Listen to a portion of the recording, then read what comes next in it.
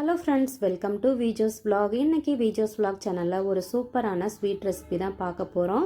Kerala special kalathappam recipe. பார்க்குறதுக்கே பாருங்கள், அப்படியே கேக் மாதிரி இருக்குதுன்னு.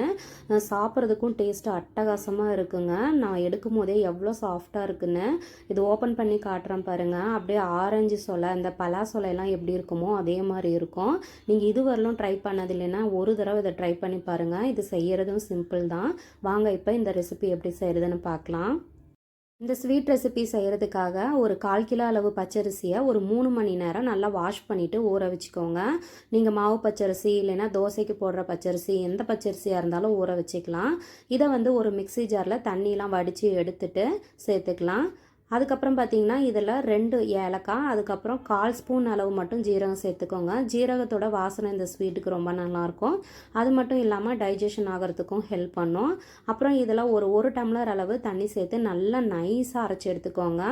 அதுக்கப்புறம் பார்த்திங்கன்னா நீங்கள் எந்த டம்ளரில் அரிசி அளந்தீங்களோ அதே டம்ளரில் பொடிச்ச வெல்லம் எடுத்துக்கிறேன்.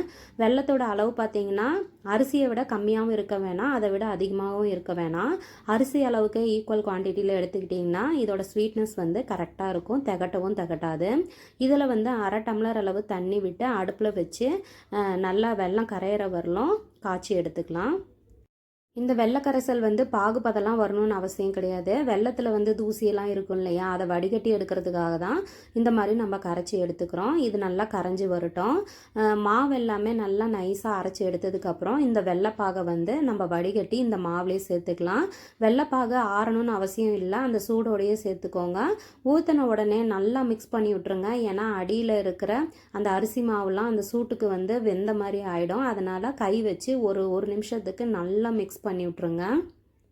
இந்த மாவோட கன்சிஸ்டன்சி பாருங்கள், இந்த அளவுக்கு இருக்கணும். அரிசி ஆட்டும் போது 1 டம்ளர் அளவு, அதாவது எந்த டம்ளரில் நம்ம அரிசி அளந்தோமோ அதே டம்ளரில் 1 டம்ளர் அளவு தண்ணி சேர்த்தேன்.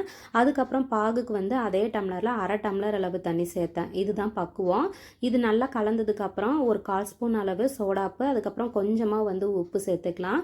உப்பு எதுக்காகனா வெல்லம் சேர்த்துருக்கிறதுனால அந்த ஸ்வீட்டை நல்லா என்ஹான்ஸ் பண்ணி கொடுக்கறதுக்காக தான் உப்பு சேர்த்துருக்கோம். இது நல்லா கலந்து விட்டுறலாம். அதுக்கப்புறமா கொஞ்சமாக தேங்காய் இந்த மாதிரி பொடி பொடியாக கட் பண்ணி வச்சுருக்கேன். இந்த ஸ்வீட்டில் இந்த தேங்காய் நடுவில் கடிப்படும் போது சாப்பிட்றதுக்கு டேஸ்ட்டு நல்லாயிருக்கும். அடுத்ததாக அடுப்பில் ஒரு குக்கரை வச்சுக்கிறேன். குக்கரில் 3 ஸ்பூன் அளவு நெய் சேர்த்துக்கிறேன்.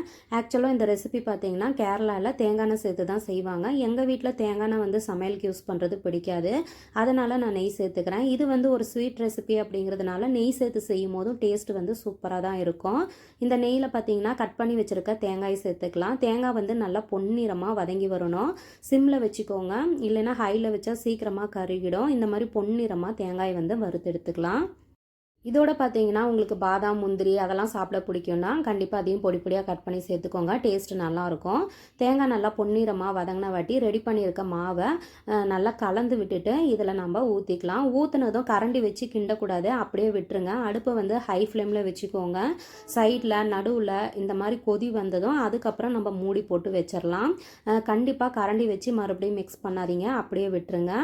அடுப்பை 1 நிமிஷம் ஹை பண்ணதும் அதுக்கப்புறமே ஃபுல்லாக சிம் பண்ணிடுங்க. குக்கரோட மூடியில் கேஸ்கட் மட்டும் போட்டு நல்லா மூடி வச்சிடலாம். மேலே விசில் போடக்கூடாது.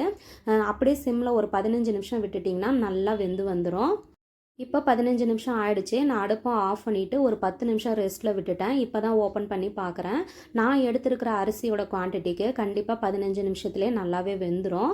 இப்போ நடுவில் குத்தி பார்க்கலாம். பாருங்கள், க்ளீனாக வந்திருக்கு, நல்லா சூப்பராக வெந்துருச்சு. கலரும் செம்மையாக வந்திருக்கு. இது கொஞ்ச நேரம் ஆறின வாட்டி சைடில் எடுத்து விட்டுட்டு அதுக்கப்புறம் நம்ம பிளேட்டில் கவிழ்த்தோம்னா ஈஸியாக வந்துடும். கொஞ்சம் கூட ஒட்டவே ஒட்டாது. பாருங்கள், இந்த மாதிரி சைடில் எல்லாம் கத்தியில் எடுத்து விட்டுருங்க. இப்போ ஒரு பிளேட்டில் நான் மாற்றிக்கிட்டேன். இப்போ கட் பண்ணி பார்க்கலாம்.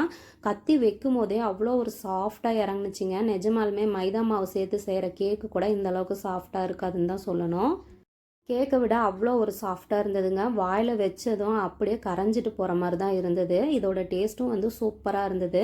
நீங்கள் இது வரலும் ட்ரை பண்ணலைன்னா கண்டிப்பாக ட்ரை பண்ணி பாருங்கள், உங்களுக்கும் ரொம்ப பிடிக்கும். அடிக்கடி செஞ்சு சாப்பிடுவீங்க. இந்த வீடியோ உங்களுக்கு பிடிச்சிருந்தா லைக் கொடுங்க. நம்ம சேனலுக்கு சப்ஸ்கிரைப் பண்ணுங்கள். இன்னொரு வீடியோவில் பார்க்கலாம். பாய்.